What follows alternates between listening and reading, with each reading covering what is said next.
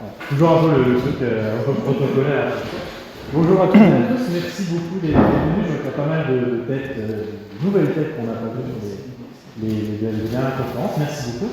Donc juste pour vous présenter, nous sommes la BEHV, la bannière des étudiants et étudiantes en histoire des réseaux sociaux. Je suis Victor Bell, je suis responsable de culture et c'est moi qui m'occupe de travail, de l'accueil et de préparation des conférences. Alors, on est très heureux aujourd'hui de recevoir Monsieur Hervé Levers, qui est ici présent, donc professeur des universités à l'Université de Lille depuis 2008, si ma mémoire est bonne, qui a publié de nombreux ouvrages sur la Révolution française, à la base spécialiste plutôt de l'histoire juridique, avec une thèse sur Merlin de Douai par exemple, et qui a sorti donc plusieurs ouvrages, notamment la biographie aussi qui est présente à l'écran, donc une biographie de Robespierre, donc, qui est le sujet dont Hervé Levers va nous parler aujourd'hui. Et son dernier livre. Et oui, le dernier livre aussi, peut-être préciser effectivement, que vous pouvez trouver normalement la bibliothèque qui est présente, donc les 100 mots de la Révolution française. C'est vraiment un très bon dictionnaire, effectivement, sur le mini-dictionnaire, mais sur l'ensemble des notions les plus importantes pour la Révolution. Petit conseil pour les L1, voilà, pour les futurs L1, on leur dira aussi, puisque c'est dans le programme des premières années. Je ne vais pas détailler plus le sujet, je suis déjà très peu dans la concision de base, donc je ne vais pas dire plus. Et je remercie, et on remercie évidemment Hervé Levers qui nous fait la joie de venir, surtout qu'en plus il y avait une thèse juste avant, une soutenance de thèse de 4 heures, donc il nous fait la joie et l'honneur de pouvoir être encore présent ici à l'université. Donc je ne fais pas plus long, et je vous souhaite une excellente conférence, et encore merci, Monsieur Levers. Merci Victor, merci à l'association. Je ne sais pas pour l'enregistrement si je dois parler dans le micro ou ce n'est pas nécessaire. Bon, je vais mettre le micro aussi. Non mais c'est pour... Normalement. Vous m'entendez? La voix est un peu éteinte après l'après-midi, mais ça va tout de même. Donc merci à Victor et merci à l'association pour l'invitation. Ça me fait toujours plaisir de parler d'un sujet de recherche qui m'a occupé pendant pas mal d'années. Et de parler d'un sujet qui n'est pas un sujet facile finalement, parce que c'est vrai que lorsqu'on parle de Robespierre, les uns et les autres, nous avons quelques images en tête, et c'est vrai que les images qui reviennent habituellement sont des images qui rappellent les années 1793-1794, autrement dit, les images qui rappellent un moment particulièrement dramatique de la Révolution française, que l'on appelle depuis le XIXe siècle la terreur, avec un T majuscule. Et le nom est souvent associé, le nom de Robespierre est souvent associé à la guillotine, à la Vendée, ou bien aux prisons et à la loi des suspects. Il y a là toute une série d'images dramatiques autour du personnage qui, et c'est ce que je souhaiterais expliquer aujourd'hui, ne résume pas la vie du personnage. Ces années-là sont des années centrales, c'est celles qui font le Robespierre qui est passé à l'histoire. 193-94, Robespierre n'aurait pas la même notoriété aujourd'hui, et pourtant l'homme est beaucoup plus complexe. Cela dit, cette image fracturée qu'on a du personnage, avec des personnes qui le défendent et des personnes qui le détestent, ce n'est pas quelque chose qui est propre à notre temps. Si on regarde durant le XXe siècle, on a également cette fracturation de l'opinion autour du personnage. Si on regarde au XIXe siècle, on a également cette fracturation de l'opinion. Et je voudrais commencer par une anecdote qui est rapportée par Paul Valéry. Paul Valéry explique que lorsqu'il était petit... Paul Valéry explique que Edgar Degas, lorsqu'il était petit, avait été emmené par sa mère voir l'une de ses amies, qui était Madame Lebas. Madame Lebas, c'est la fille de Maurice Duplay, qui était le menuisier qui avait abrité Robespierre à l'époque de la Révolution française. Et Madame Lebas était donc veuve, elle avait épousé un conventionnel qui s'était suicidé le jour où Robespierre avait été arrêté.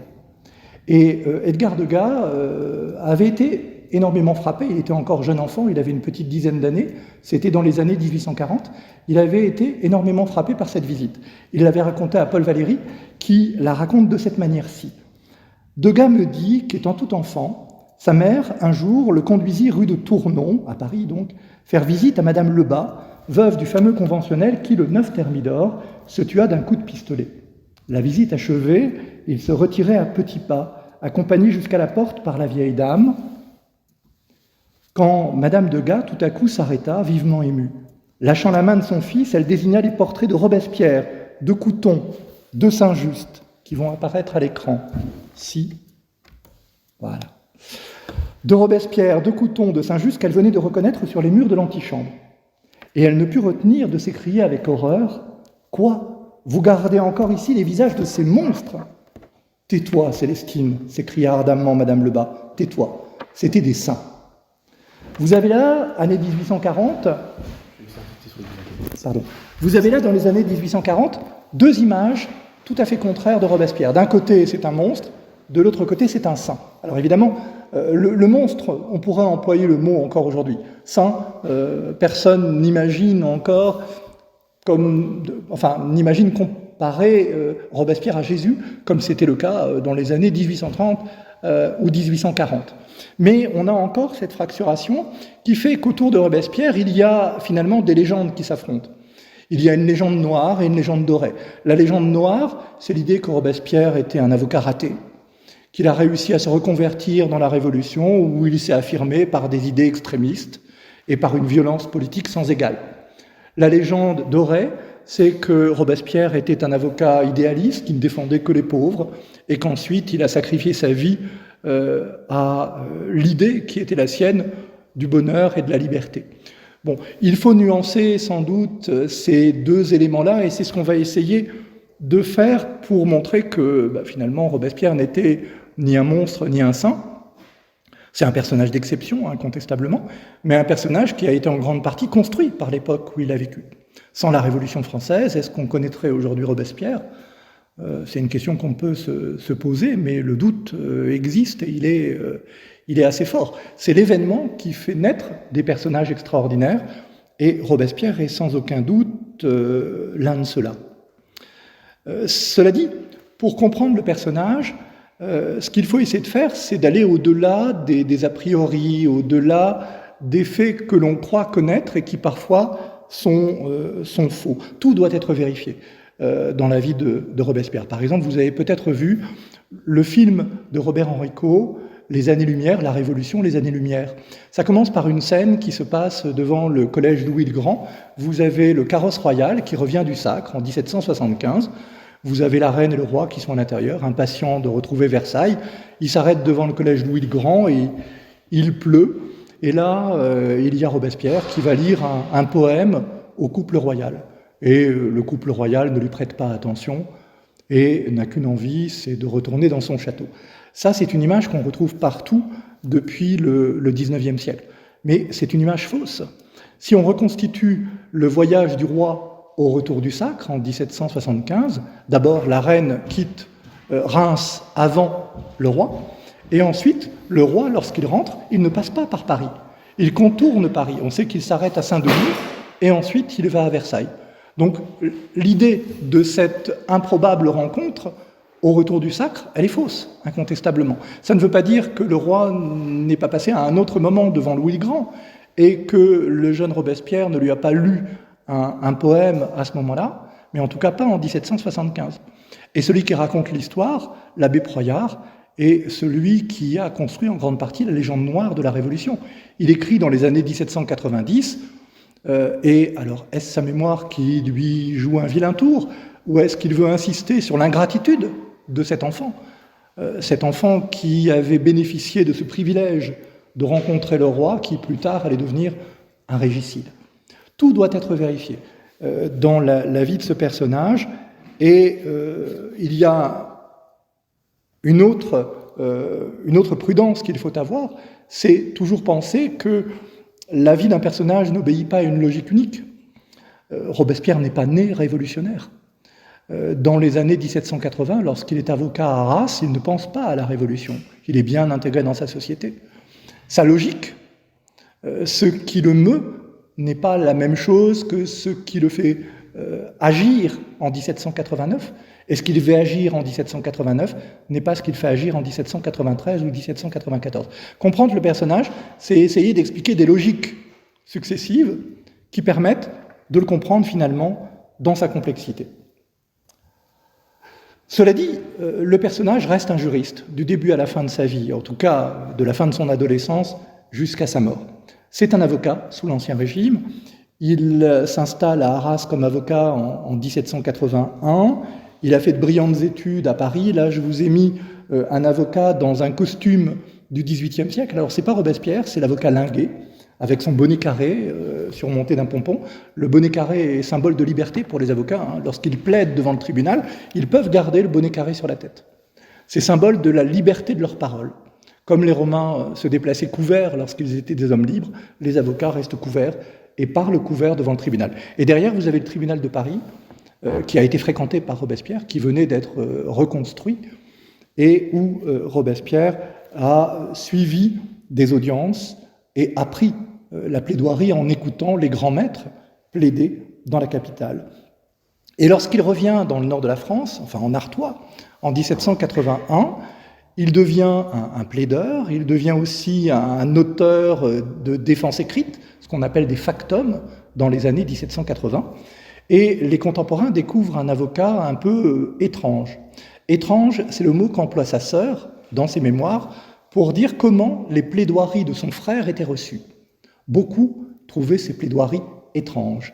Étranges parce que c'était des plaidoiries qui obéissaient à des règles qui n'étaient pas les règles artésiennes traditionnelles.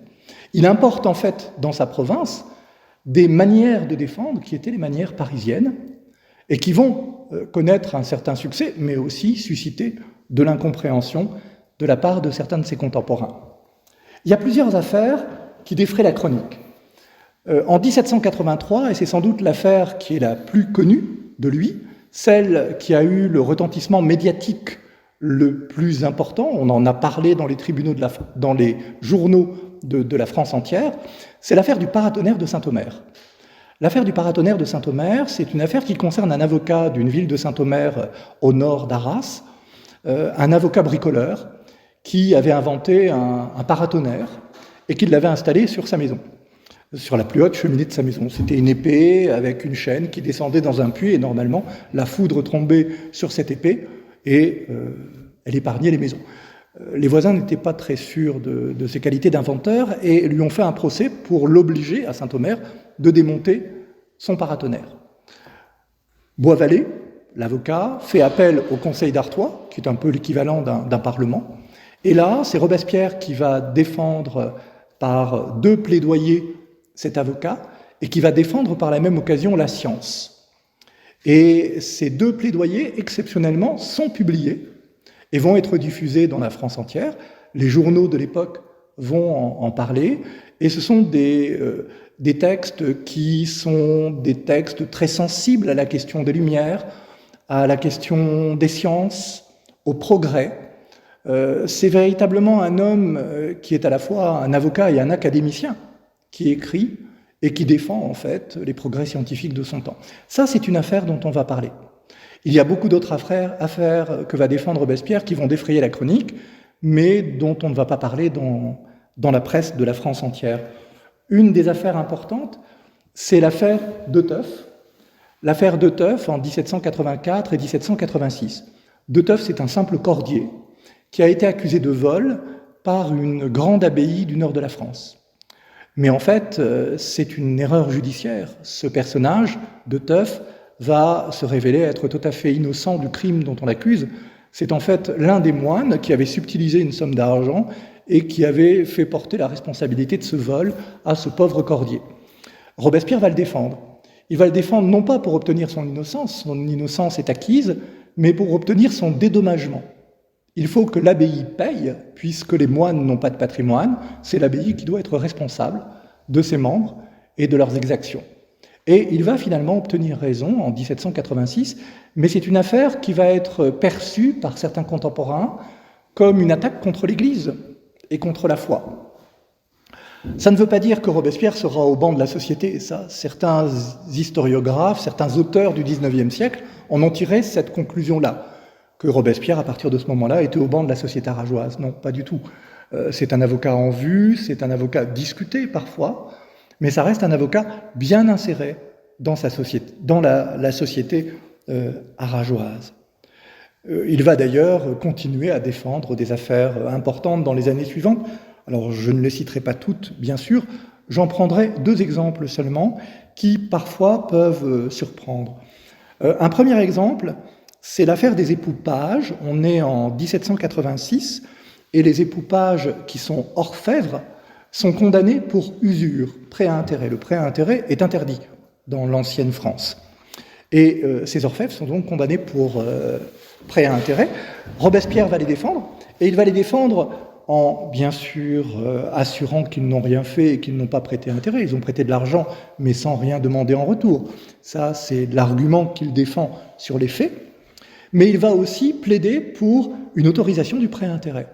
Ça peut surprendre quand on a une certaine image de Robespierre, mais encore une fois, c'est un homme des Lumières, il s'appuie sur Turgot, et il considère que le prêt à intérêt est un fait dans la société. On l'interdit, mais tout le monde le pratique, il faut donc l'autoriser, de manière à ce que le droit et les faits soient en accord. Autre affaire, 1789 cette fois-ci, et vous voyez qu'à chaque fois, ce sont des mémoires imprimés, des factums, qui sont publiés par Robespierre. C'est l'affaire Deteuff. Deteuff est une personne qui a été incarcérée à la demande de sa famille par lettre de cachet pendant 12 ans. La famille l'accusait d'être alcoolique et violent. Dans les faits, la famille ne souhaitait pas partager certains héritages avec lui. En tout cas, c'est ce que dit son avocat. Et en 1789, Robespierre défend Deteuff de manière à ce qu'il retrouve tous ses droits, et en même temps, il s'attaque aux lettres de cachet.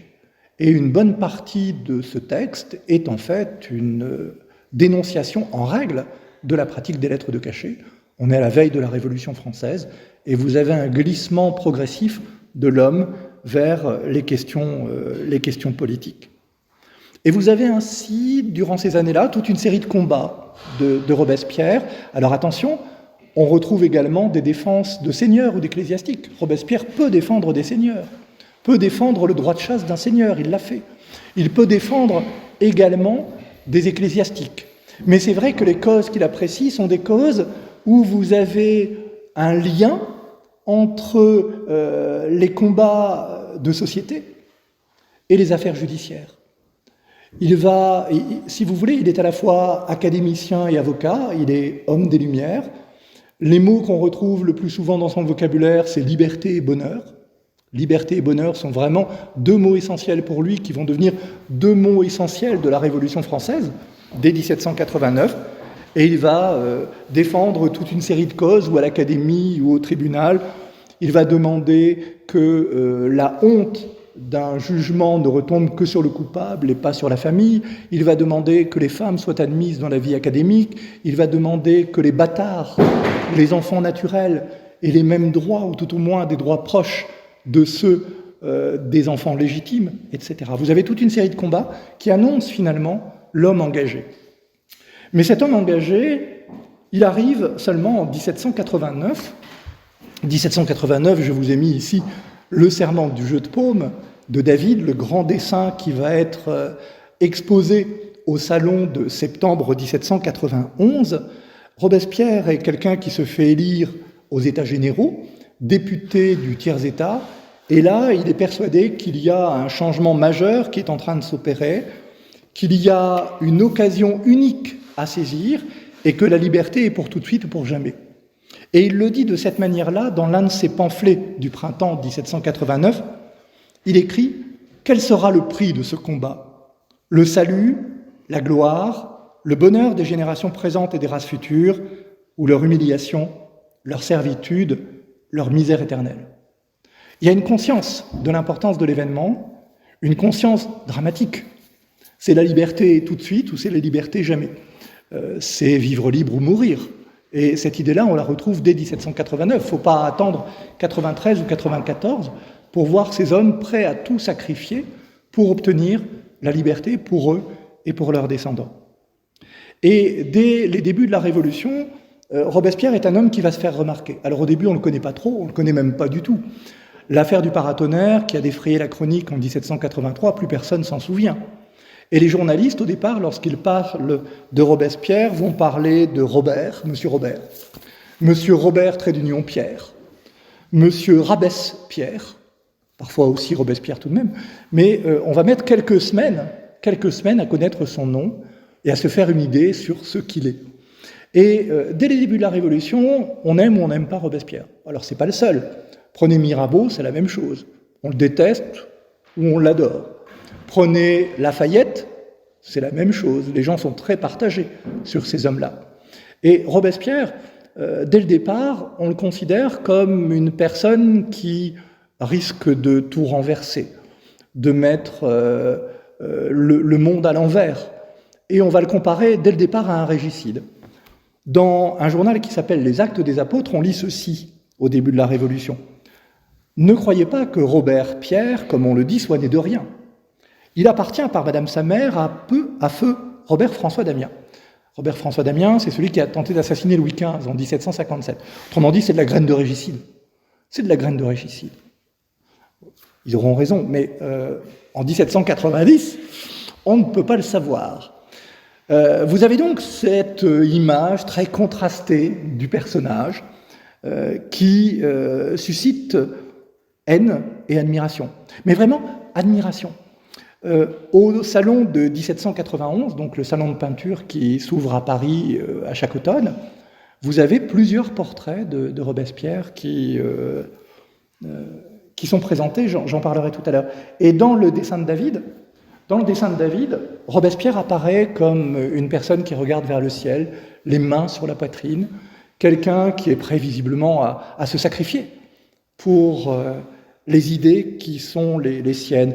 Et c'est vrai que c'est un homme qui a des idées bien arrêtées, qui est déterminé, qui a des combats bien à lui. Alors il n'est pas seul à combattre pour ces idées-là. À côté de lui, on trouve des personnages qui sont peut-être un peu moins connus de vous. Il y a des hommes comme Buzeau, comme Pétion, comme l'abbé Grégoire, là vous le connaissez, qui combattent à peu près pour les mêmes idées. Ces idées, c'est quoi? Ces idées, c'est d'abord le suffrage universel masculin. Robespierre, contrairement à ce qu'on dit parfois, n'a jamais demandé le vote des femmes. Mais il y a très peu de députés qui demandent le vote des femmes. On connaît Condorcet, il y en aura quelques autres en 1793-1794, comme Rome, Le Quignot ou d'autres. Mais ils se comptent sur les doigts des deux mains. Mais Robespierre veut le suffrage universel masculin. Et il considère que tout homme majeur a le droit de participer au vote et le droit de s'engager dans la garde nationale. Et on est à la fin du XVIIIe, rien que demander cela, on passe pour un populiste terrifiant. Donner le pouvoir à ceux qui n'ont rien, qu'est-ce que ça peut donner au niveau législatif? On se pose véritablement la question. Il s'oppose également à la légalisation de l'esclavage. Il le dit très clairement dans un débat de mai 1791. Il ne demande pas l'abolition de l'esclavage, mais dans les débats de la première assemblée révolutionnaire, l'assemblée constituante, les États généraux devenus assemblée constituante, entre 1789 et 1791, on ne demande pas l'abolition de l'esclavage. Mais il y a un débat sur la liberté des libres de couleur dans les colonies. Les libres de couleur n'étaient pas tout à fait citoyens. Et il y aura une mesure au mois de mai 1791 qui va reconnaître les libres de couleur fils de parents libres, de parents déjà émancipés, citoyens à part entière. Et dans ce débat, un des députés avait essayé de glisser le mot esclave, plutôt esclavage, dans un texte de loi. Et Robespierre s'est opposé à ce que le mot esclavage apparaisse dans un texte de loi, parce que le mot, s'il était légalisé, devenait une justification de l'esclavage. Il ne fallait pas que le mot esclave, il ne fallait pas que le mot esclavage soit dans une loi. Et ça, il l'a obtenu, et ça montre qu'il considérait, comme les membres des Amis des Noirs, le grand club abolitionniste de l'époque, qu'il était favorable à la disparition de l'esclavage, mais sans doute considérait-il que cet esclavage ne pouvait disparaître que progressivement. C'était l'idée de la plupart de ces hommes qui étaient contre l'esclavage à l'époque. C'est aussi quelqu'un qui s'exprime contre la peine de mort, toujours en mai 1791, mais contre la peine de mort pour les crimes de droit commun. Il est de ce point de vue-là sur la même ligne que Beccaria dans les années 1760. Il considère que la peine de mort ne résout rien dans la sanction des crimes de droit commun. On ne parle donc pas des crimes politiques, des crimes qui menacent l'existence même de l'État. Et c'est pour cela la plupart de ceux qui ont défendu l'abolition de la peine de mort, Le Pelletier de Saint-Fargeau, par exemple, qui était celui qui portait le projet, il va voter la mort du roi 2 ans plus tard, de la même manière que Robespierre.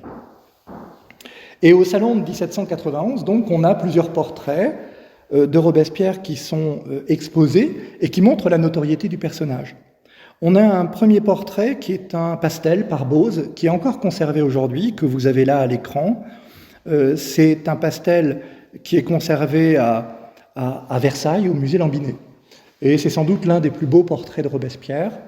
Il y a un autre portrait de Robespierre qui était exposé, qui était un portrait de Madame Labille Guyard, qui était une grande portraitiste de la fin du XVIIIe siècle.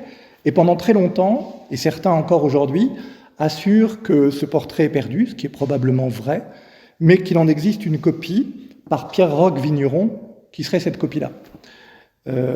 Ça dit, ça ne colle pas. Ça ne colle pas parce qu'on a les catalogues du salon de 1791, et la description qu'on a du portrait de Labille Guyard, c'est pas du tout ce portrait-là. Donc, puis on n'imagine pas en 1791 Robespierre une épée au côté, lui qui a voté l'abolition de la noblesse, aller se promener avec une épée au côté, bon, c'est pas très cohérent. Donc, le portrait de Robespierre, c'est bien celui-là. Une fois l'Assemblée constituante terminée, on est à la fin du mois de septembre 1791, Robespierre reste à Paris.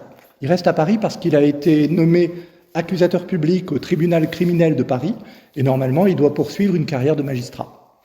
Alors, il rentre quelques jours dans son Artois natal, il revient ensuite à Paris, et là, pendant 1 an, il va être l'un des orateurs les plus en vue du Club des Jacobins, la Société des Amis de la Constitution. Il l'a déjà fréquenté assidûment à l'époque de la Constituante. Il en devient véritablement l'un des orateurs principaux dans l'hiver 91-92. Et le grand débat de l'époque, c'est faut-il entrer en guerre contre l'Autriche ? Tout le monde en France est quasiment persuadé qu'un jour ou l'autre, la guerre aura lieu avec l'Autriche. On connaît les révolutions qui se sont déroulées dans les années précédentes. Il y a eu la révolution en Hollande, 1787, les Prussiens interviennent, fin de la révolution. Il y a eu la révolution aux Pays-Bas autrichiens, décembre 1790, les Autrichiens interviennent, fin de la révolution. Il y a eu la révolution dans la province de Liège, janvier 91, les Autrichiens interviennent, fin de la révolution. Et on se dit à Paris et ailleurs, un jour ou l'autre, les Autrichiens vont arriver, et ce sera la fin de la révolution. Mais peut-être peut-on éviter cela, pense-t-on, en anticipant l'attaque et en étant maître du calendrier. C'est en tout cas l'idée de Brissot. L'idée de Brissot, c'est il faut attaquer les premiers. Il faut être maître du calendrier. Et Brissot est assez optimiste, il considère que la Révolution française va faire des émules dans les pays étrangers. Et qu'en entrant dans les pays étrangers, eh bien, la population comprendra qu'on vient la libérer et se mettra peut-être du côté de l'armée française. Robespierre est tout à fait contre cette idée-là. Pour lui, la guerre est une mauvaise idée. La guerre, si elle est gagnée, le roi aura davantage de pouvoir. Si elle est perdue, le roi prendra davantage de pouvoir. Et de toute façon, il y a suffisamment de problèmes à l'intérieur du pays pour ne pas aller en chercher dans les pays voisins, d'autant plus que personne, dit-il, n'aime les missionnaires armés. C'est l'occasion de vous montrer un texte rédigé par Robespierre, avec son écriture, sa petite écriture nerveuse, qui monte légèrement vers le haut. C'est un texte ici de mars 1792, où, alors on n'est pas encore en guerre, la guerre elle est déclarée en avril 92, et il dit ceci: « Faisons la guerre du peuple, et non celle des rois. Marchons sous des chefs dignes de le guider, dont les mains ne soient souillées ni des dons corrupteurs des cours, ni du sang des citoyens. Combattons non pour procurer des pompes triomphales et une puissance dangereuse à ces praticiens intrigants, qui ont jusqu'ici fomenté nos divisions et causé tous nos maux, mais pour rétablir le règne de l'égalité et de la justice. » La guerre a lieu. Vous avez le renversement du roi au mois d'août 1792 et vous avez la République qui est annoncée le 21 septembre 1792. Robespierre se rallie à la République. Il ne l'a guère demandé avant l'été 1792. La Constitution de 91 lui convenait très bien. Il préférait avoir un roi avec très peu de pouvoir à la tête de l'État qu'un président, qui aurait pu être Lafayette, par exemple, dont il se méfiait énormément. Un militaire à la tête de l'État, ce n'était pas nécessairement, selon lui, la meilleure idée. En 1792, il se rallie, bien sûr, à la République, mais vous le savez, l'entrée en République en France est une entrée tout à fait dramatique. Juste avant l'entrée en République, il y a les massacres de septembre. Massacre de septembre, c'est quand même entre 1200 et 1400 personnes qui sont assassinées dans les prisons de Paris. On va en accuser 3 hommes. 3 hommes qu'on va représenter parfois ensemble à cette époque-là. Donc on est en septembre 1792. Ces 3 hommes sont Danton, qui est ministre de la Justice, et on considère qu'il est donc responsable comme ministre de la Justice. Il est responsable de ne pas avoir arrêté les massacres. Il y a Marat qui appelait dans son journal à se débarrasser des ennemis de la Révolution. Et puis il y a Robespierre qui était membre de la Commune de Paris à la fin du mois d'août 1792. Et ces 3 hommes, qui sont tous députés de Paris dans la 3e Assemblée révolutionnaire, la Convention nationale, ces 3 hommes sont considérés comme les responsables des assassinats de septembre 1792. On entre dans la Convention nationale. Alors la Convention, vous connaissez les 2 grands mouvements, les Girondins et les Montagnards, 2 mouvements franchement républicains, mais qui n'attendent pas exactement la même République, et qui vont se déchirer dans un contexte de guerre, dans un contexte d'incertitude politique, qui va donner lieu à des affrontements durables et à des dénonciations réciproques. C'est un affrontement qui va durer quasiment une année, jusqu'au mois de juin 1793.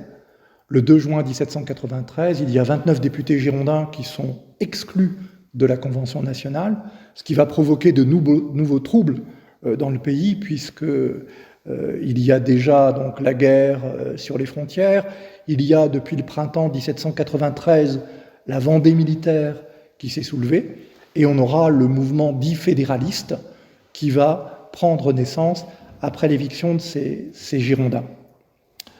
Je suis passé un petit peu vite sur les années 91-92, mais c'est pour arriver au cœur du sujet en 93-94. Robespierre devient un personnage de premier plan avec beaucoup de responsabilités le 27 juillet 1793. Le 27 juillet 1793, il entre au comité de salut public. Et il va rester au comité de salut public jusqu'au 27 juillet 1794. Un an exactement. Un an où il est au sein d'un comité qu'on va appeler un comité de gouvernement, dans le gouvernement qui va se mettre en place, et notamment à partir de l'automne 93, dans ce que l'on va appeler le gouvernement révolutionnaire. Il y a 2 comités qui sont un peu les têtes pensantes, les centres d'impulsion. Il y a le comité de sûreté générale et le comité de salut public. Le comité de salut public, c'est 12 à 11 personnes en fonction des périodes.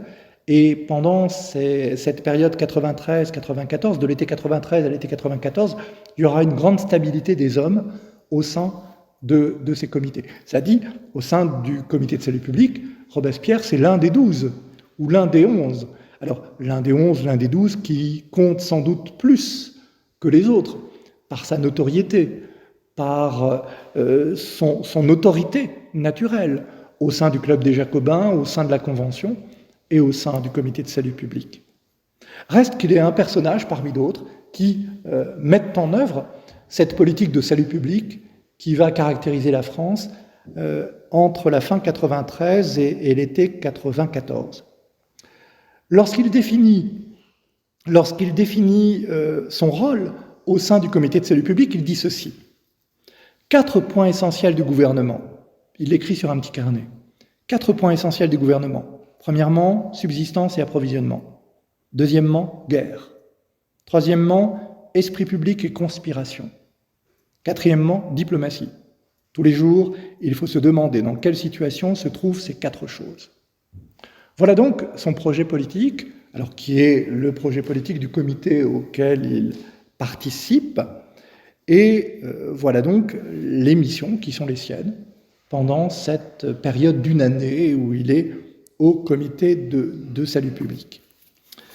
Cette année de comité de salut public, c'est une année que par la suite on va qualifier de terreur avec un T majuscule. Alors on ne l'appelle pas comme ça à l'époque, hein, c'est une étiquette posthume comme on en connaît beaucoup en histoire.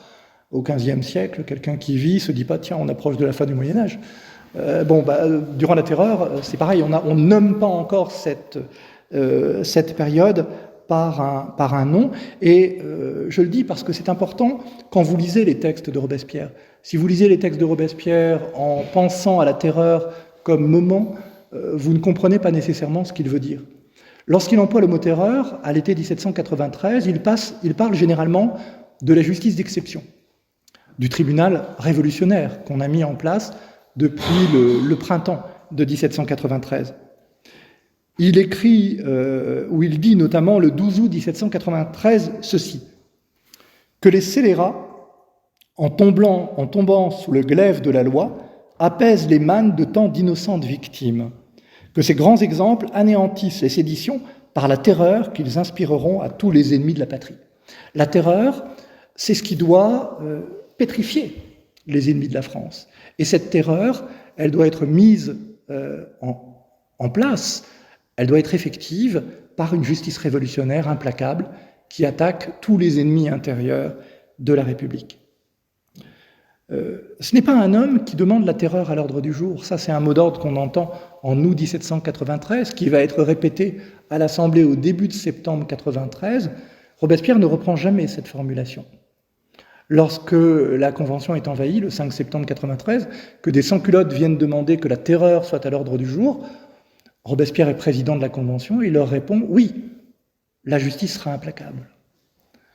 Donc il se méfie de certains mots, mais il y aura en même temps chez lui une volonté à un moment de donner au mot terreur un autre sens. Et c'est vrai que lorsqu'on parle de Robespierre, lorsqu'on évoque la terreur comme mot qu'il emploie, on l'associe souvent à un autre mot. Il y a la terreur et il y a la vertu. Et les deux mots sont souvent mis un peu en vis-à-vis, comme s'ils étaient deux éléments complémentaires.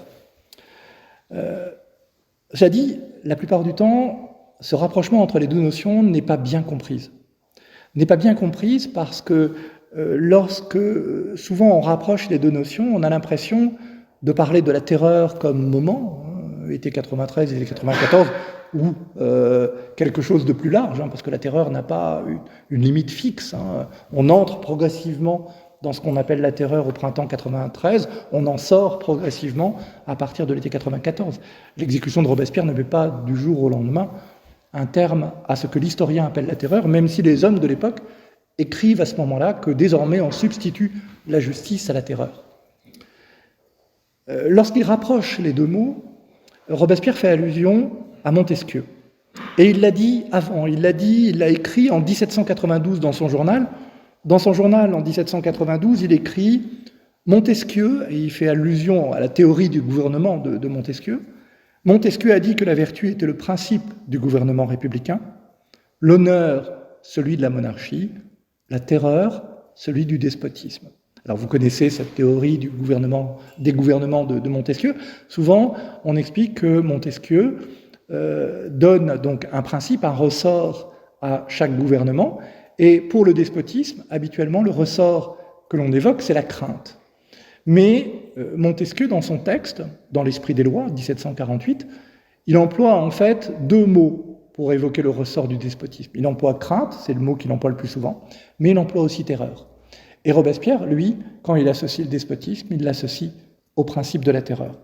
Ça donne un texte qui est connu, qu'on va relire ensemble, mais qui peut être compris de manière tout à fait différente de la manière dont on l'explique de temps en temps. Si le ressort du gouvernement populaire dans la paix, le gouvernement populaire dans la paix, c'est le gouvernement républicain. Donc si le ressort du gouvernement populaire dans la paix est la vertu, vous reconnaissez Montesquieu, la République, c'est la vertu, le ressort du gouvernement populaire en révolution, ça c'est le gouvernement révolutionnaire, est à la fois la vertu et la terreur. La vertu, sans laquelle la terreur est funeste, la terreur, sans laquelle la vertu est impuissante.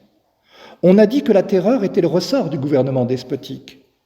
Le vôtre ressemble-t-il donc au despotisme ? Oui, comme le glaive qui brille dans les mains des héros de la liberté ressemble à celui dont les satellites de la tyrannie sont armés. Que le despote gouverne par la terreur ses sujets abrutis, il a raison comme despote.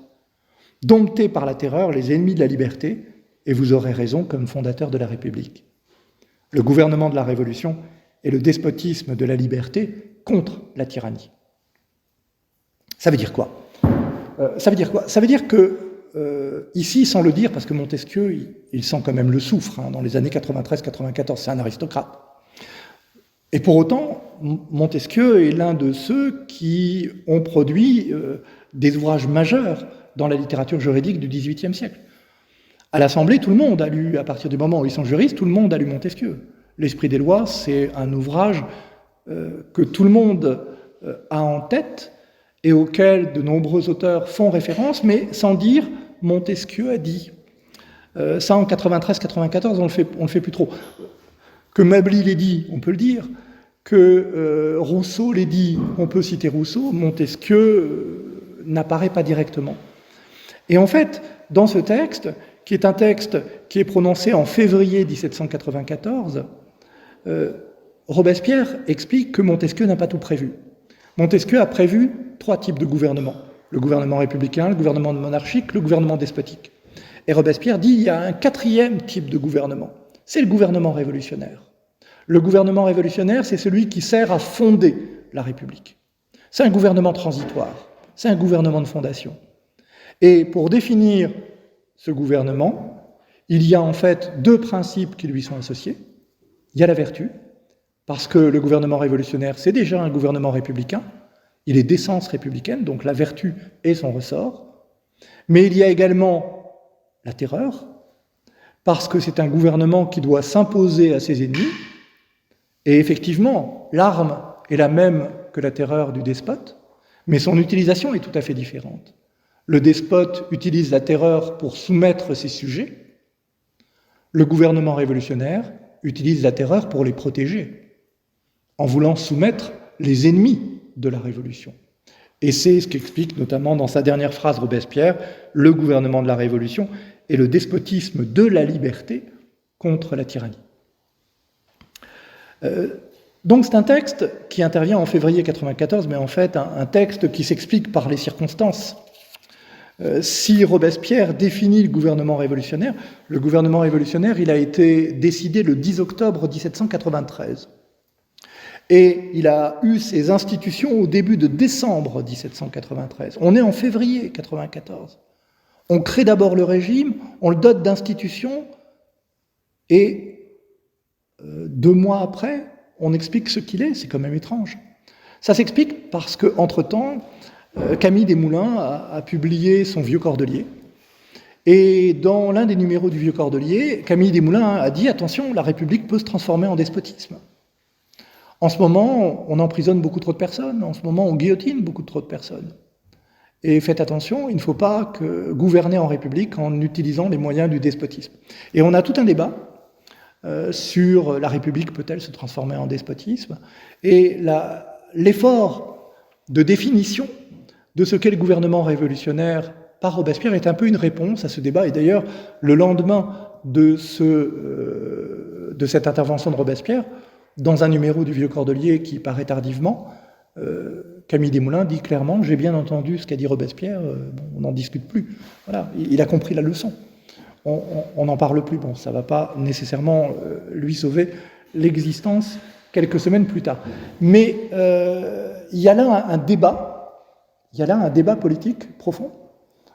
C'est un moment essentiel. Ces hommes sont en train de fonder la République et ils se demandent s'ils n'ont pas emprunté un mauvais chemin, ou tout au moins certains se le demandent. C'est le moment le plus dramatique de la Révolution, c'est le moment où les révolutionnaires se déchirent les uns les autres. Il y a les ultras et les citras, pour reprendre les mots de Robespierre, c'est-à-dire ceux qui veulent aller plus loin, c'est Hébert, et ceux qui ne veulent pas aller aussi loin que le Comité de salut public, c'est Danton, Desmoulins, Philippot, etc., qui vont être entraînés devant le tribunal révolutionnaire et finalement exécutés le 5 avril 1794. On a d'ailleurs un portrait de Danton par Will qui a été croqué sur le chemin de la guillotine. C'est un moment particulièrement dramatique. Alors c'est un moment qui a été abondamment illustré dans les romans, au théâtre, au cinéma. On présente souvent, et vous reprenez par exemple le Robespierre de Romain Rolland, qui est une pièce de théâtre magnifique, très difficile à jouer, mais absolument magnifique. Et l'une des scènes, c'est la charrette des condamnés qui passe sous la fenêtre de Robespierre.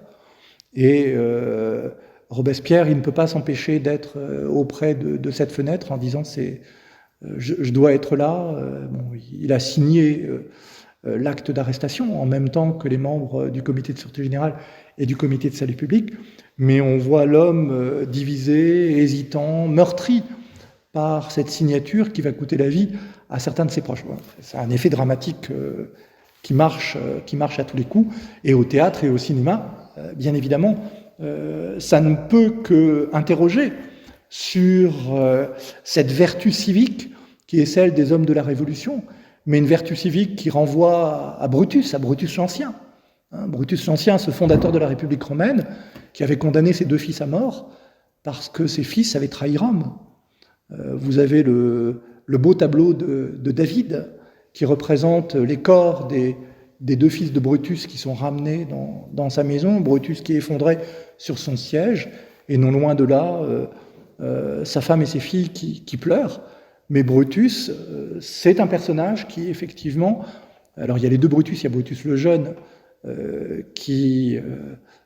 au temps de César, mais Brutus l'Ancien fascine ces hommes de cette époque, parce que le sacrifice qu'a fait Brutus l'Ancien, la vie de ses fils pour sauver sa patrie, c'est un sacrifice ultime que personne ne souhaite faire, mais qu'il considère à l'époque comme le plus beau geste que l'on peut faire pour sauver sa patrie. Ce sont des hommes qui sont prêts à mourir, mais peut-être aussi à faire périr autour d'eux, y compris des amis. Bon, là, il y a quelque chose qu'on ne peut plus comprendre finalement en ce XXIe siècle, mais qui est fort présent par ces exemples antiques dans l'esprit des hommes de la Révolution française. Robespierre, après l'exécution des hébertistes, après l'exécution des dantonistes, reste un personnage important pendant ce premier semestre de l'année, ce deuxième trimestre de l'année 1794. C'est l'époque où, par un grand discours du 7 mai 1794, il va présenter le culte de l'être suprême, qui est un culte civique. Alors attention, ce n'est pas quelque chose qui doit remplacer les religions. Dans le texte qui met en place le culte de l'être suprême, on précise que les consciences sont libres, même si les églises, pour le moment, ne sont pas encore réouvertes. Elles vont réouvrir petit à petit, et surtout en 1795. C'est un culte civique, finalement, pour réunir tous les Français autour de la reconnaissance de l'immortalité de l'âme et de l'être suprême, avec une grande fête, le 8 juin 1794, la fête de l'être suprême, qui se déroule à Paris et qui est un moment assez étonnant, un moment de joie, finalement, un moment où l'on commence à rêver de la fin de la Révolution et d'un monde où le bonheur et la liberté seraient des réalités. Mais en même temps, 2 jours après ce 8 juin 1794, le 10 juin 1794, Couthon fait adopter par la Convention la loi du 22 prairial, et cette loi du 22 prairial est une loi terrible, une loi qui accélère les procédures devant le tribunal révolutionnaire. Robespierre a soutenu cette loi d'exception, qui est une loi qui est destinée à mettre un terme, une fois pour toutes, aux résistances intérieures, en éliminant, physiquement parlant, les ennemis de cette République encore fragile. Pour autant, Robespierre est un personnage qui commence à sentir sa fragilité. Et au mois de juin, à la fin du mois de juin, il se retire du comité de salut public, il cesse d'y siéger. Il se rend compte qu'il y a autour de lui des personnes qui sont des républicains, des montagnards, qui ne l'apprécient pas, qui ont peur de lui. La rumeur de liste de proscription circule, et beaucoup de conventionnels ont peur que leur tour arrive. Des hommes comme Tallien, comme Fouché, qui ont été particulièrement violents au cours de leur mission dans les départements, craignent de subir le même sort que les Danton, les Desmoulins ou les Hébert. Il y a aussi ceux comme Vadier qui n'aiment pas le culte de l'être suprême, et puis d'autres qui s'inquiètent de l'autorité de Robespierre à cette période. Et Robespierre, le 1er juillet 1794, il ne fréquente donc plus le comité de salut public, mais il fréquente encore les Jacobins, et il dit ceci aux Jacobins. 1er juillet 1794. Et on voit là qu'il ressent sa fragilité. À Paris, on dit que c'est moi qui ai organisé le tribunal révolutionnaire, que ce tribunal a été organisé pour égorger les patriotes et les membres de la Convention. Je suis dépeint comme un tyran et un oppresseur de la représentation nationale. À Londres, on dit qu'en France, on imagine de prétendus assassinats pour me faire entourer d'une garde militaire. C'est ainsi qu'on absout les tyrans en attaquant un patriote isolé qui n'a pour lui que son courage et sa vertu. Il essaie finalement de redorer son image. Il essaie de montrer qu'il n'est pas l'homme qui dirige toute la France, qu'il n'est pas celui qui ordonne les exécutions. Et effectivement, les exécutions sont ordonnées par le tribunal révolutionnaire, pas par un homme qui ne siège même plus au comité de salut public. Mais ça ne suffit pas. Ça ne suffit pas, les députés ne sont pas rassurés pour autant. Et le 27 juillet 1794, il y a une offensive à la Convention, une offensive qui est menée uniquement par des montagnards. Ce sont des montagnards qui arrêtent d'autres montagnards. Saint-Just est à la tribune, son propos est interrompu. Robespierre n'aura pas la parole. Sur l'image de mon voisin que vous avez là, vous avez Robespierre avec son col rouge qui est au bas de la tribune. Il veut parler et on ne le laissera pas parler. Couthon, Saint-Just, Robespierre sont arrêtés. 2 personnes demandent à être arrêtées en même temps qu'eux. Il y a le jeune frère de Robespierre, Augustin Robespierre, qui est également député à la Convention, qui est arrêté, qui demande à partager le sort de son frère. Et il y a Lebas qui est membre du comité de sûreté générale, qui habite également chez les Duplay, qui a épousé l'une des filles Duplay, qui a un jeune garçon, qui demande à partager également le sort de Robespierre. Et ces 2 hommes-là savent très bien ce qui va arriver dans les heures qui suivent.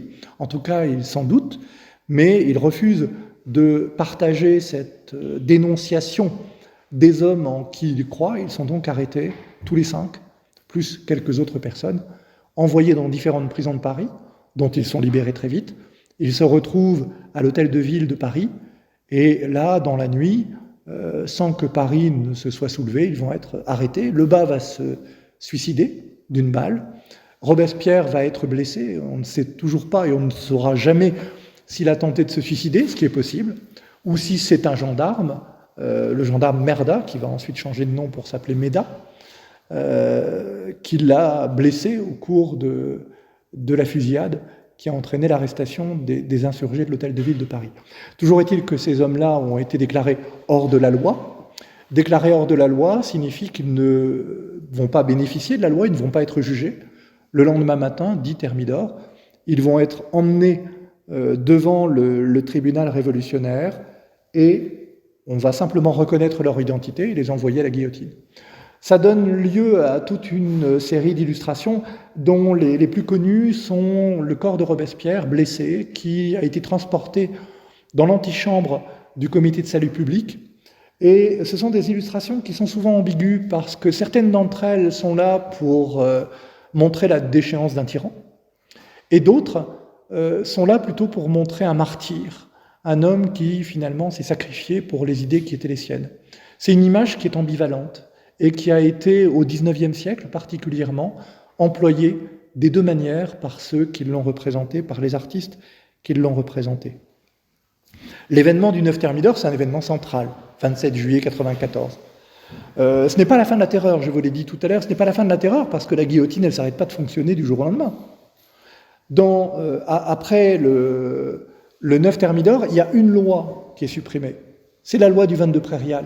C'est celle qui accélère les procédures devant le tribunal révolutionnaire. Mais la guillotine, on la garde. Les prisons, on les ouvre un peu, mais on en a besoin. La loi des suspects de septembre 93 qui permet d'incarcérer jusqu'à la paix toutes les personnes suspectées d'incivisme, on la garde. Le gouvernement révolutionnaire, on ne le remet pas en cause. On va sortir de ce que les historiens appellent de la terreur très progressivement, en l'espace de quelques mois. Reste que dans un premier temps, Robespierre va devenir le premier responsable de ce dont on ne veut plus. Et vous avez alors toute une série de légendes noires qui vont être construites autour du personnage. Là aussi, les estampes sont nombreuses. Là, je vous mets une estampe de Le Canut qui représente Robespierre qui est en train de presser un cœur au-dessus d'un calice. C'est un peu le Robespierre prêtre qui s'apprête à communier avec le sang de ses victimes. Vous avez là une allusion à la fois à la fête de l'être suprême et à la guillotine. Alors, de quoi l'accuse-t-on ? Les accusations qui circulent contre Robespierre au départ ne sont pas exactement celles qu'on imagine aujourd'hui. Alors, en partie celles qu'on imagine aujourd'hui, mais en partie seulement. Barras, le 14 août, explique, et c'est une première accusation, que Robespierre avait des concubines qu'il recevait autour de Paris. C'était un concupiscent, c'était un sultan. Sultan, c'est le mot qu'il emploie. Sultan, c'est-à-dire il avait son harem autour de lui, et c'était un homme à femme, c'était bien connu. D'ailleurs, Saint-Just également. Ça, c'est quelque chose qui disparaît complètement au XIXe siècle. Au XIXe siècle, on n'en parle plus, c'est plus crédible. Mais à l'époque, ça paraissait crédible. Deuxième accusation, c'est Collot d'Herbois et Billaud-Varenne qui lancent cette accusation aux Jacobins.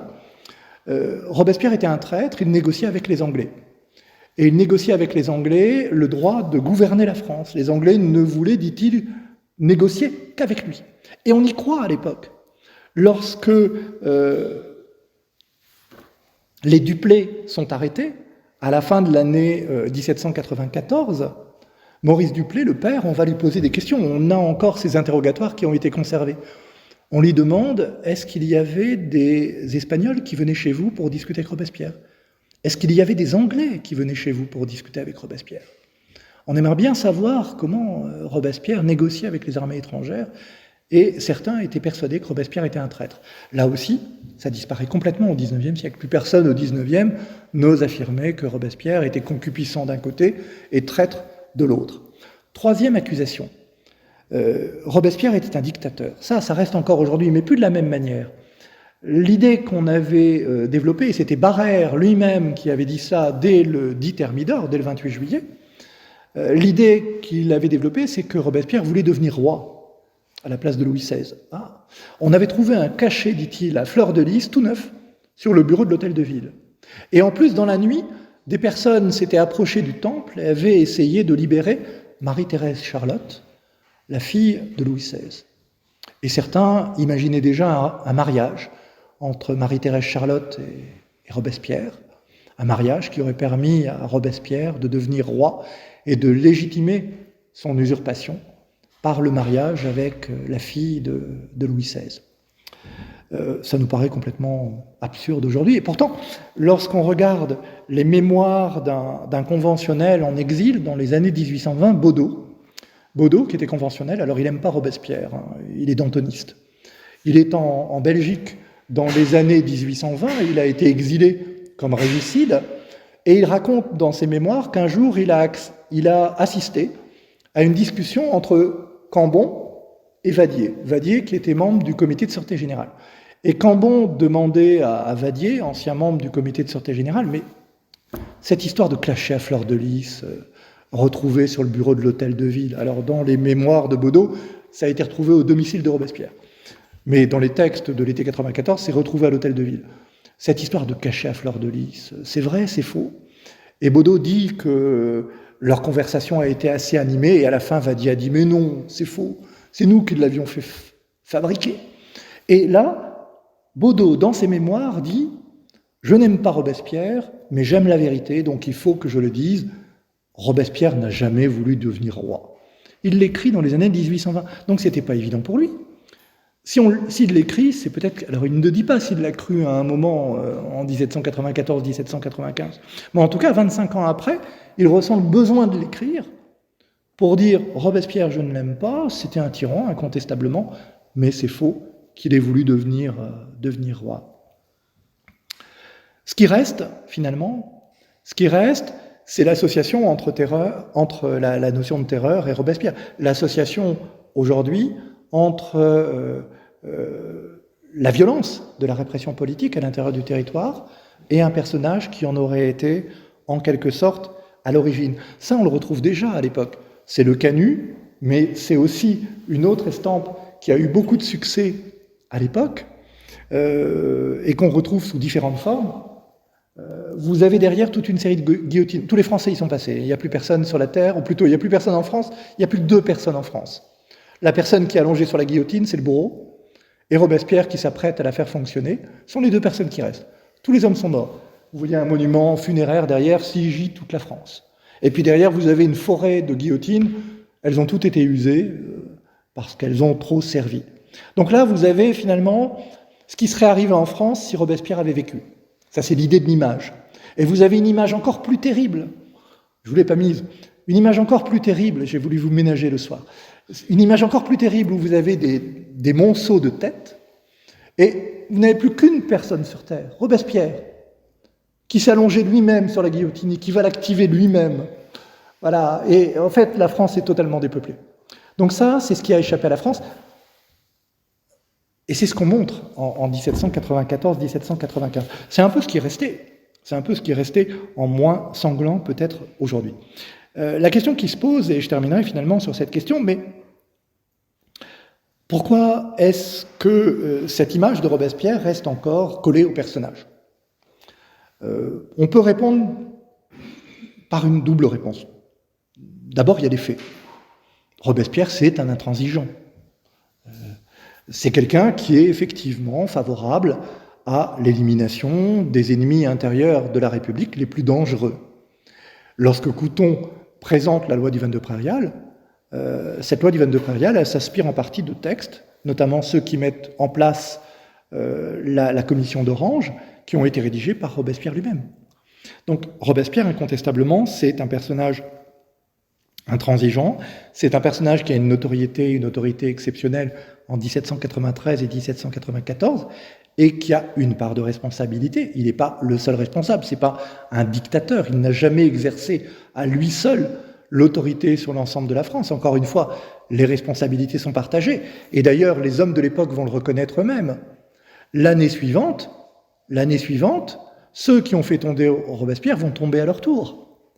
Barrère, Vadier, Collot d'Herbois, Billaud-Varenne vont être condamnés à la déportation. Alors ils ne vont pas tous être déportés, il n'y a que Billaud et Collot qui vont être déportés, mais au printemps 1795, on les considère aussi responsables que Robespierre lui-même. Donc ça s'explique par son rôle en 1793-94. Ça s'explique aussi par sa longévité politique d'une certaine manière et sa détermination dès les débuts de la Révolution. C'est un homme qui a défendu des principes qui ont fait peur à ses contemporains. Des principes qui aujourd'hui n'effraient plus, mais qui à l'époque effrayaient. Suffrage universel masculin, c'est quelque chose qui fait peur parce qu'on va donner le droit de voter à ceux qui n'ont pas de propriété. L'abolition de la peine de mort, c'est quelque chose qui fait peur parce qu'on va renoncer à sanctionner les plus cruels des criminels.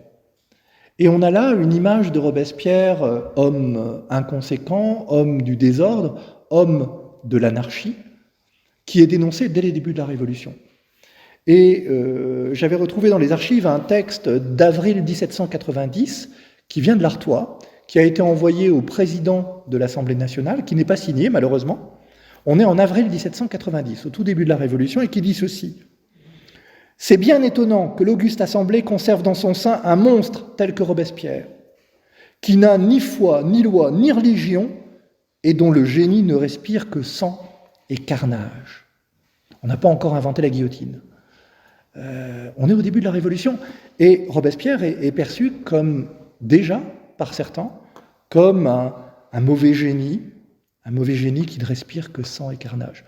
Donc on a cette image terrifiante de Robespierre qui circule dès les débuts de la Révolution. Et ses détracteurs vont lui rester fidèles. La première fois où l'on trouve une accusation de dictature contre Robespierre, c'est l'été 1791, juste après la fuite manquée du roi et son arrestation à Varennes. C'est la première fois qu'on dit à ce moment-là que Robespierre a peut-être l'ambition d'être dictateur. Là encore, la guillotine ne fonctionne pas encore. Elle va fonctionner à partir du printemps 92. Mais ça fait rien. Il y a cette image-là, cette image terrifiante du personnage. Et finalement, pour comprendre le personnage et pour comprendre sa destinée tout à fait extraordinaire et l'image qu'on en a encore aujourd'hui, il faut sans doute revoir l'ensemble de ce parcours révolutionnaire. C'est pas simplement 93-94 qui font l'image de Robespierre. C'est aussi ce rôle de premier plan qu'il a joué dès les débuts de la Révolution, et cette image fracturée qui a été la sienne dès 1789-1790. Et finalement, et je conclurai là-dessus, pour comprendre le mythe politique qu'il est devenu, il faut rappeler qu'il a été une espèce de mythe vivant, finalement, à l'époque même de la Révolution française. Et c'est sans doute là l'une des clés qui permet de comprendre l'image qu'il a encore aujourd'hui. Voilà, merci à vous.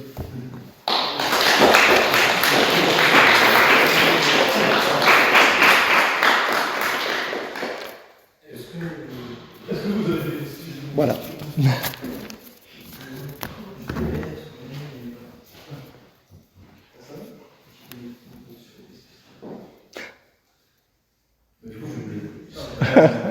Non, juste, merci déjà, merci encore pour cette conférence et pour Panorama, pour présenter un peu le personnage et aussi les légendes derrière.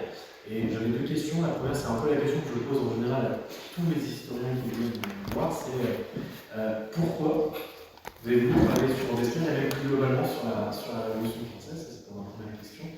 Et pour la deuxième, c'est quelle est parce que vous parliez effectivement du clivage entre les montagnards et les Girondins, quelle était la vision qu'il avait des Girondins, dans Montbrison par exemple, quelle était sa vision quand une grande partie des Girondins ont été, je crois, exclus de la Convention, et quelle a été sa vision quand ils sont revenus à la Convention en 1780 ? Là, il n'était plus là. Hein.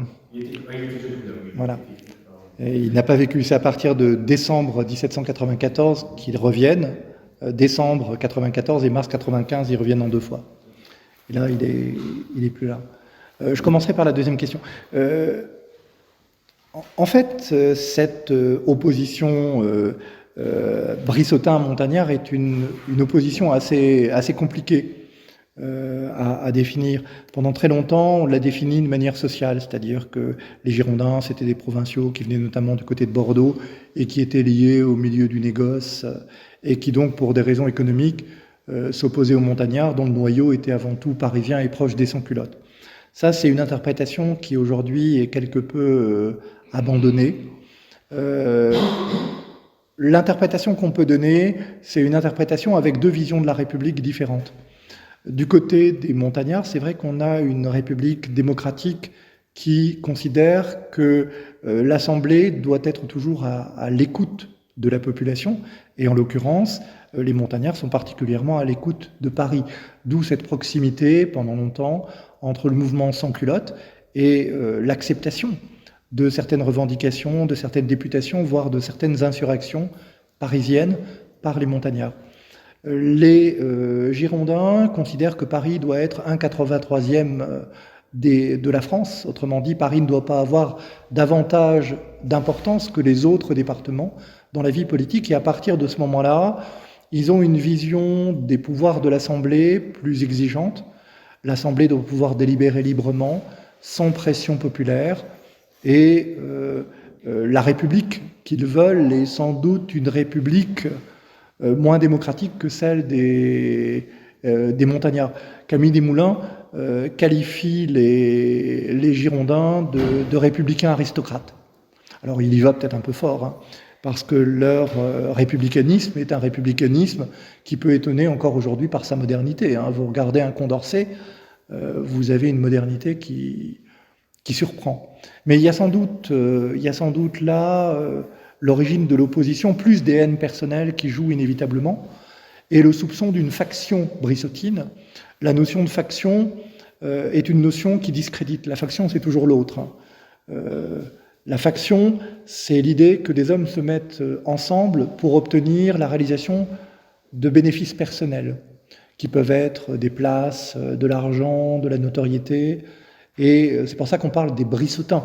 la faction derrière Brissot, les Rolandins, la faction derrière Roland, les Louvetins derrière Louvet, tout ça ce sont ceux qu'on appelle par la suite les Girondins. Le mot apparaît déjà à l'époque, mais il est assez peu utilisé. Donc il y a ce soupçon de manque de désintérêt. Voilà. Mais c'est vrai que la haine est très forte entre eux, et forte avant même la naissance du mouvement montagnard. Les montagnards apparaissent véritablement avec la Convention, c'est-à-dire à partir de l'automne 1792. Alors, comment on arrive à un sujet comme celui-là? Je suis arrivé par le barreau, tout simplement. Mon premier travail, vous l'avez rappelé tout à l'heure, c'était Merlin de Douai. Donc c'était un juriste dans l'époque de la Révolution. Et à partir de là, j'ai travaillé sur les avocats au XVIIIe siècle. Et après, j'avais eu la chance de trouver des sources inédites sur Robespierre avocat. Et notamment des factums qui étaient inédits. On croyait avoir fait le tour, et j'en avais trouvé 2. Alors 2, c'est pas grand-chose, vous allez dire, mais comme il en a publié 12, ça faisait quasiment 15% de plus de production d'avocats. Et j'avais commencé à m'intéresser. Et quand j'ai contacté l'éditeur m'a dit l'avocat, ça intéressera personne, faites une biographie de Robespierre, voilà. Et du coup, c'est comme ça que ça s'est fait, finalement. Mais au départ, je voulais travailler sur l'avocat Robespierre. Mais voilà. Mais après, vous savez, hein, c'est des jeux d'occasion, voilà. Et l'occasion fait de larron, d'une certaine manière. Et c'est comme ça que j'en suis. Mais au départ, je ne pensais pas à une biographie de Robespierre, parce que je pensais que l'essentiel avait été dit. Mais finalement, c'est vrai qu'on a des moyens de recherche maintenant qui n'existaient pas il y a 20 ou 30 ans. On a aussi, vous le savez, en tant que jeune chercheur, pour ceux qui sont en master, quand j'ai travaillé sur des moulins, les révolutions de France et de Brabant, c'est 5000 pages. Si vous devez aller lire 5000 pages dans un ouvrage du 18e en bibliothèque, qui ouvre à 9h du matin et qui ferme à 17 ou à 18h, vous ne lisez pas vos 5000 pages. Vous pouvez pas. Et qui sont fermées, les bibliothèques, si elles sont fermées le samedi et le dimanche, vous pouvez pas. Maintenant, vous numérisez et vous lisez ça chez vous quand vous voulez. Donc, il est possible de lire davantage de documents qu'avant, ça j'en suis persuadé. On a des outils de recherche dans les catalogues qui sont meilleurs qu'avant. On a des moyens de transport qui nous permettent d'aller dans différents lieux, parfois éloignés, très facilement. Et c'est vrai qu'on est à un moment, et vous allez encore vivre ça avec des moyens de recherche supplémentaires dans les années qui viennent, sans doute, hein, la numérisation des documents, l'ossérisation, les mises en ligne, etc. Pour le Robespierre, qui est apparu en 2014, j'étais à un moment où il y avait la possibilité, par les outils, par la recherche qu'on mène aussi, hein, c'est le flair de l'historien peut-être aussi, mais il y avait la possibilité de trouver du neuf. Et trouver du neuf sur Robespierre, c'était une occasion à ne pas manquer. J'avais trouvé sous l'Ancien Régime, sur l'avocat, je me suis dit pourquoi pas, je vais peut-être en trouver sur les périodes qui suivent. Donc voilà. Donc il y a un peu de hasard finalement. Il y a un peu de hasard.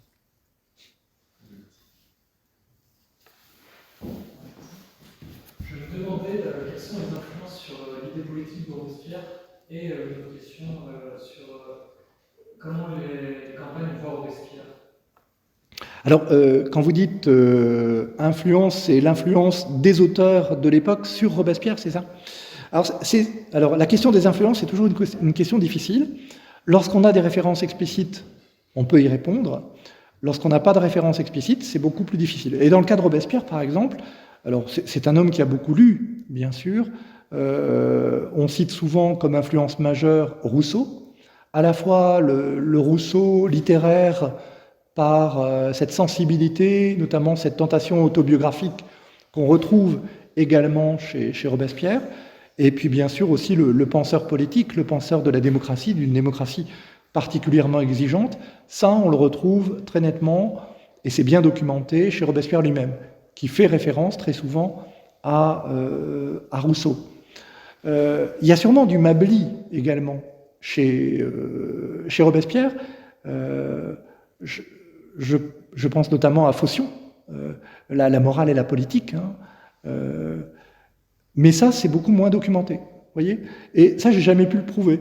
Je suis sûr que Mably l'a influencé, mais il ne fait pas suffisamment explicitement référence à Mably pour qu'on puisse dire si les entretiens de Phocion ont été l'un de ses livres de chevet et l'ont particulièrement fait réfléchir quand il a pensé le rapport entre la morale et la politique. Mais sinon, ces influences, c'est des influences, donc les auteurs de l'Antiquité, qu'il a beaucoup lus, et il fait souvent référence aux auteurs de l'Antiquité, notamment de l'Antiquité romaine, hein, des hommes comme Cicéron par exemple, des classiques. Il aime beaucoup des grands auteurs, bon, mais ça il le voit au collège, hein, les classiques, les Molières, les Racine, ces auteurs-là, ils les connaissent très bien. Ils connaissent aussi des poètes et des auteurs du XVIIIe, Grosset par exemple, qui est tout à fait oublié aujourd'hui, est un auteur qui l'a beaucoup marqué, après les auteurs politiques du XVIIIe siècle. Mais c'est vraiment une culture, comme on en a au XVIIIe siècle, une culture très, très large. Et votre deuxième question La vision des campagnes. La vision que les campagnes ont pu avoir de Robespierre. C'est très difficile à dire. En fait, l'image que les hommes de l'époque peuvent avoir de Robespierre, on peut la connaître ou bien au travers de mémoires, de personnalités, mais à ce moment-là, ce sont des personnes qui l'ont connu et c'est déjà des personnes qui appartiennent au milieu lettré et au milieu politique. Après, vous avez tout ce qui est correspondance des clubs avec l'Assemblée à l'occasion d'un grand événement, par exemple la fête de l'être suprême, mais c'est souvent assez standardisé, c'est-à-dire les gens disent toujours à peu près la même chose, ils sont généralement d'accord avec ce que fait l'Assemblée. Donc ça ne nous donne pas véritablement le sentiment des populations, et notamment des populations rurales, sur Robespierre. Franchement, on ne sait pas.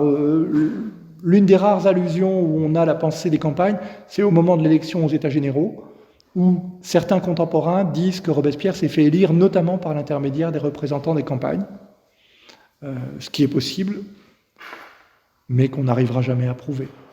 Mais non, ça fait partie des très nombreuses questions qu'on peut se poser et auxquelles malheureusement on ne peut pas répondre. D'abord, merci beaucoup pour votre intervention. Moi, j'ai une petite question, c'est plutôt sur la fin de sa vie. Est-ce que quand il s'est senti peut-être menacé, comme vous avez pu l'évoquer, quand il était en position de faiblesse, à aucun moment il a essayé de chercher à fuir, soit en province ou autre part, peut-être à Genève ou quelque chose comme ça? Non, à mon avis, ça ne lui a pas traversé l'esprit. Mais bon, ce sont des personnages qui sont des combattants pour leurs idées, hein, et qui, enfin, à mon avis, ça n'a pas pu lui effleurer l'esprit. Le doute qui a peut-être existé, mais là c'est pareil, on ne saura jamais, c'est au moment du retrait à l'hôtel de ville des personnes qui avaient été arrêtées, donc dans la nuit du 9 au 10 Thermidor. Est-ce qu'ils ont pensé sérieusement appeler à l'insurrection Paris pour les soutenir, ou est-ce qu'ils ont renoncé à appeler à l'insurrection? Là, il y a eu un débat sur ces questions-là, parce qu'on a trouvé un document à l'hôtel de ville qui est une sorte d'appel à l'insurrection, où vous avez un début de signature de Robespierre, il y a les 2 premières lettres de son nom, donc le début de sa signature, et bon, il y a eu toute une série d'interprétations autour de ce texte. Est-ce que Robespierre était en train de signer un appel à l'insurrection au moment où les armées de la Convention sont entrées dans la salle? Est-ce que Robespierre, à un autre moment, a renoncé à signer ce texte parce qu'il ne voulait pas transgresser la loi et pas susciter une insurrection dans Paris? On n'en sait rien. En tout cas, la fuite, ça ne l'a probablement pas effleuré. On est dans un monde qui est très différent du nôtre, hein.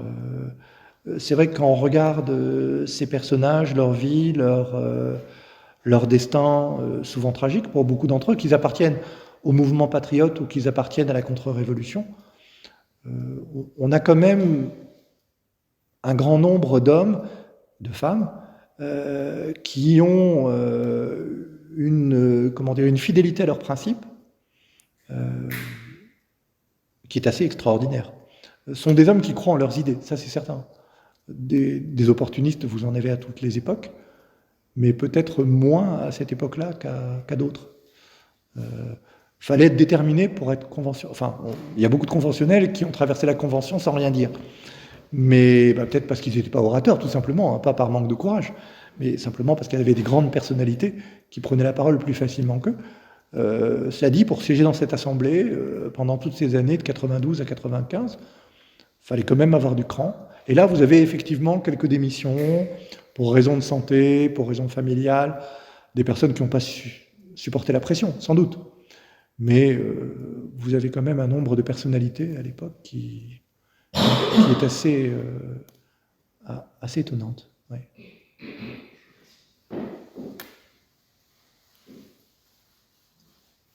Oui, on peut. J'ai deux questions. Donc, de la même façon qu'on a pu assister à une insurrection fédéraliste au moment de l'élection des Généraux, est-ce qu'il y a eu des résurgences jacobines, notamment, après l'élection ceci de l'exercice du pouvoir? Et une deuxième question inhérente à celle-là, si on devait établir le profil type, entre guillemets, d'un jacobin à l'époque, de la Révolution, quel sociodémographiquement, quel il serait? Alors, pour les Jacobins, ça a été un grand débat parce que pendant très longtemps, notamment après Soboul, on avait donné un profil un peu socio-professionnel aux Jacobins. Le Jacobin, le Jacobin ou le sans-culotte? Le Jacobin ou le sans-culotte? Vous voulez parler du Jacobin? Le Jacobin.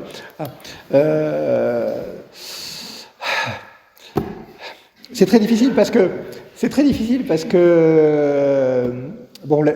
ceux qu'on appelle les Jacobins, c'était au départ les membres de la Société des Amis de la Constitution, qui s'était installée rue Saint-Honoré à Paris, qui devient la Société des Jacobins. Donc là, on est à la fin de l'année 1789, et cette Société des Amis de la Constitution va essaimer dans toute la France, et vous aurez donc des Sociétés des Amis de la Constitution qu'on va, par association d'idées, appeler Club de Jacobins dans toute la France. Des clubs, au moment, si on se prolonge, si on va un peu plus loin, l'été 94, il y en a à peu près 6 000 en France. 6 000 en France. Le Jacobin de 89 et les Jacobins de 94, c'est pas nécessairement le même personnage. Le Jacobin de Paris en 89, le Jacobin de Paris en 94 ou le Jacobin de Lisieux en 94, c'est pas non plus le même personnage. Donc, ce qu'on peut dire, c'est que globalement, ce qu'ont montré les historiens qui ont travaillé sur les clubs de Paris et de province, c'est qu'on est dans un profil social généralement plus cultivé que la moyenne, sans que les personnes qui s'y trouvent soient toutes des notables. Sauf peut-être au début, parce qu'au début, il faut payer un prix pour entrer dans les clubs. 89, 90, 91... on paye un droit d'entrée qui peut, dans certains cas, être assez élevé. Donc là, il y a un tri social à l'entrée des clubs, surtout en 89-90. Après, ça va se démocratiser. Donc, de 91 à 94, ça se démocratise, mais il n'y a pas de profil social type. Vous pouvez avoir des prêtres, vous pouvez avoir d'anciens nobles. Alors, vous en aurez... là, ils seront sous-représentés, mais vous en aurez. L'abbé Rive, par exemple, à Aix, c'est un clubiste bien avancé, mais c'est un abbé. Et après, vous aurez tous les métiers qui seront représentés, plus urbains que campagnards, mais dans les petits clubs qui vont parfois se créer dans des bourgs en 94, vous aurez parfois des paysans qui seront présents. Donc c'est vraiment très divers et il n'y a pas un profil type de Jacobin. Les sans-culottes, c'est pour ça qu'au départ j'étais parti sur les sans-culottes. Pour les sans-culottes, au départ, on a pensé que c'était plus la boutique, l'artisanat, etc. Ce qu'on appelait les sans-culottes dans les grandes villes. Ça, c'était au temps de Soboul. Avec Haïm Burstin, ces dernières années, on est passé plus sur une définition politique du sans-culotte. Et moins une définition sociale. Donc ça, c'était pour votre première question. Pour la deuxième question, les résurgences dont vous parlez, c'est les résurgences après l'exécution de Robespierre? Oui. Alors on en a assez peu de résurgences robespierristes proprement dit. On sait que dans les semaines qui suivent, la police a parfois arrêté des personnes qui criaient « Vive Robespierre » dans la rue, ou qui trinquaient à la mémoire de Robespierre. Ça, il y en a eu, mais c'était épisodique. On aura une résurgence assez forte de personnes qui vont prôner des idées qui pouvaient être les idées de Robespierre. À différents moments de la Révolution, vous aurez un petit peu fin 95, début 96, mais là on est plus dans l'émergence du mouvement babouviste, donc c'est pas... Et Babeuf au départ aime pas trop Robespierre, mais on est quand même pour certaines idées en matière politique, notamment démocratique, on s'en rapproche un petit peu. Et après, pendant l'été 1799, il y aura un retour des idées un peu démocratiques de 94, mais on ne met pas nécessairement Robespierre en avant dans ces années 1790. Les personnes qui vont défendre Robespierre, ça va plutôt être à partir des années 1830. À partir des années 1830, là, on a une réhabilitation du personnage qui devient un personnage symbole de républicanisme au XIXe siècle. Ça, on l'a complètement oublié, mais vous regardez un artiste comme David d'Angers. David d'Angers a consacré les médaillons de bronze aux grands personnages de la Révolution et de son temps. Il a consacré pas moins de 2 médaillons à Robespierre et 1 médaillon à son frère. Et les médaillons de Robespierre, vous tapez Robespierre sur eBay, Robespierre David d'Angers, vous allez trouver pas mal de médaillons en vente qui sont des médaillons du 19e, des médaillons de bronze. Autrement dit, on avait ça dans son salon au 19e sans aucun problème. Simplement parce que l'image qu'on avait de Robespierre dans les années 1830-1840, la comparaison avec Jésus, ça date de cette époque-là. C'était l'un des grands personnages de l'histoire du monde qui aurait pu faire des miracles s'il avait encore vécu quelques années, mais qui s'est arrêté trop tôt. Donc cette idée-là, c'est années 1830-1840. Et là, c'est vraiment le héros républicain qui est mis en avant. Bon, ça ne durera qu'un temps. Avec la Troisième République, on préférera Danton. Parce que Danton, il s'intéresse à l'éducation, il s'intéresse à la défense nationale, et puis il a, si je puis dire, la chance d'être guillotiné. Donc il n'est pas responsable de tout, puisqu'il en a été victime. Donc c'est un personnage qui est plus consensuel, finalement, que Robespierre. Mais il y a cette résurgence à certains moments. Et après, au XXe, Robespierre, ça devient quelqu'un, notamment dans le mouvement communiste. Le personnage Robespierre dans le mouvement communiste du XXe siècle, c'est le héros révolutionnaire proprement dit. Ouais. Justement, par rapport à Danton, comment vous définiriez la relation entre Danton et Robespierre ? Ce sont 2 personnages qui ont effectivement des caractères tout à fait différents. Ça, c'est une évidence. 2 personnages qui ne se sont pas fréquentés très souvent. On a le journal de Lucile Desmoulins. Lucile Desmoulins habitait à côté de chez Danton. Et elle parle de soirées qu'il passe chez les Danton. Il n'y a jamais Robespierre dans ces soirées. Robespierre, il habite un autre quartier et il ne fréquente pas Danton comme on fréquente un ami. Cela dit, à la Convention nationale, ce sont 2 hommes qui vont souvent être proches. Quand Danton, juste avant la Convention, devient ministre de la Justice, il invite Robespierre à venir travailler avec lui à l'hôtel de Bourg-Vallée dans son cabinet. Donc il essaie de s'associer Robespierre. Bon, Robespierre décline, mais il a quand même proposé à Robespierre de travailler avec lui au ministère de la Justice. Donc ce sont 2 hommes qui peuvent travailler ensemble, qui défendent des idées assez proches. Fin 92 et pendant toute l'année 93, ils sont proches, ils se défendent l'un l'autre. Quand Robespierre est mis en cause, vous avez Danton qui prend la parole pour défendre Robespierre, et quand Danton est mis en cause, il y a Robespierre qui prend la parole pour défendre Danton. Et au début de l'année 94 encore, dans la presse, on les appelle les 2 colonnes de la liberté. Les 2 colonnes de la liberté. Mais c'est début 94, je ne sais plus si j'ai dit 93 ou 94. 94, on les appelle les 2 colonnes de la liberté, au début de 94. Mais c'est à ce moment-là qu'ils vont se séparer. C'est lié à tout ce débat sur le gouvernement révolutionnaire est-il un despotisme ? Est-ce qu'on n'arrête pas trop de personnes ? Est-ce qu'on n'exécute pas trop de personnes ? C'est la naissance du mouvement que Saint-Just va qualifier de mouvement indulgent. Autrement dit, une critique de la politique qui est menée par le Comité de salut public. Et on est dans une époque où, début 94, la République, elle est quand même dans une situation assez délicate. Pensez Première Guerre mondiale, faut tous être unis derrière ceux qui gouvernent. C'est un peu ça l'idée. Hein. Et quand vous vous éloignez, la divergence d'opinion est plus ou moins perçue par certains comme une trahison, parce que vous n'êtes pas derrière ceux qui prennent les décisions ou qui suggèrent les décisions. Et à ce moment-là, ça va casser. Mais on sait que Robespierre, au Comité de salut public, en janvier, février et même peut-être au mois de mars, a défendu plusieurs fois Danton. Et c'est Billaud Varenne qui le rapporte, et il explique que Robespierre défendait Danton et ne voulait pas qu'on l'arrête. Bon, il a quand même signé l'ordre d'arrestation, mais ça n'a pas été son mouvement naturel. Donc, traditionnellement, on les oppose, hein, mais ils ne sont pas si opposés que ça. Opposés par le caractère, ça, sans aucun doute, hein, c'est deux personnalités tout à fait différentes, mais par les idées politiques, ils sont quand même assez proches assez longtemps. J'avais une question aussi, tout d'abord merci. Et d'où est venue l'idée de Robespierre de faire de la fête du culte de l'être suprême, enfin, tout simplement?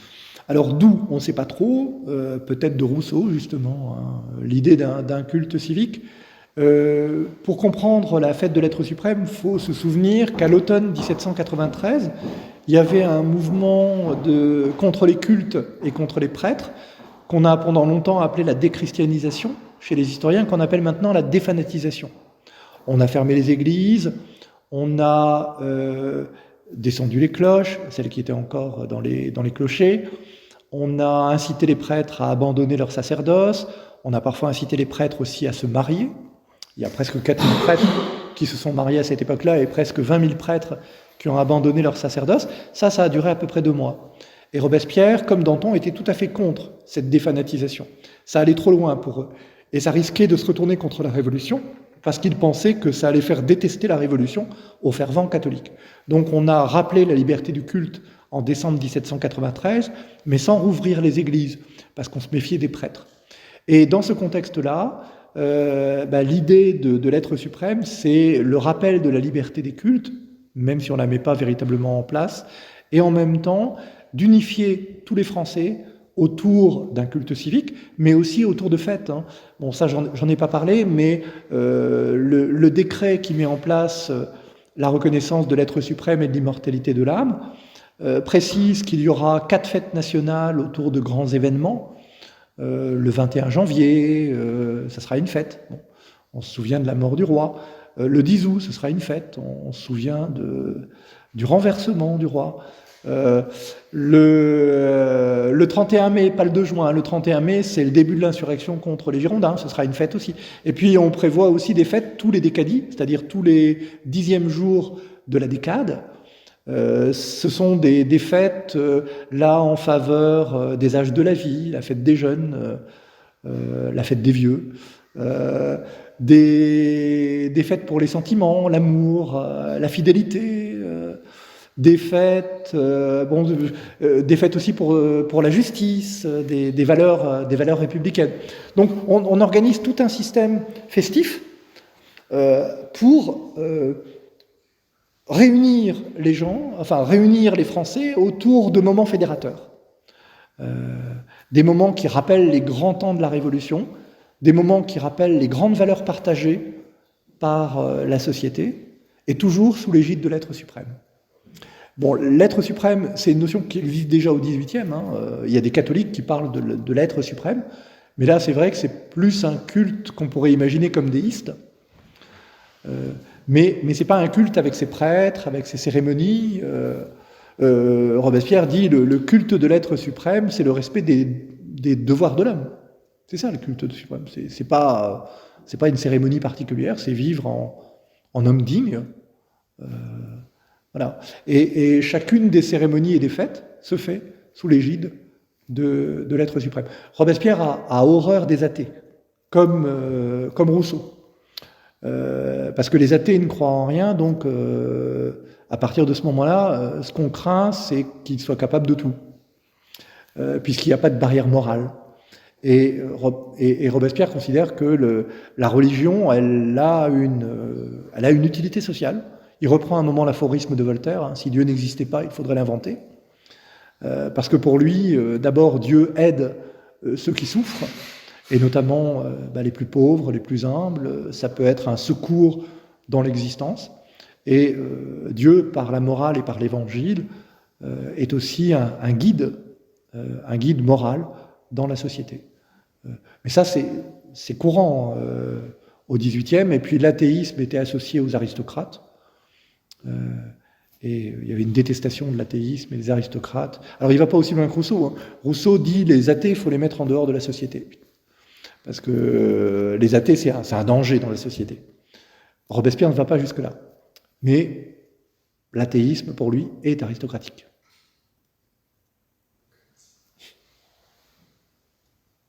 Non, c'est tout. Bon, on peut passer à la démo, Merci à vous.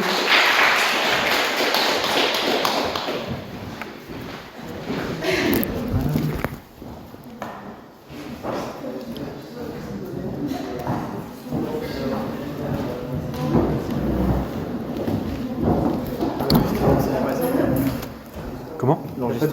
Très bien.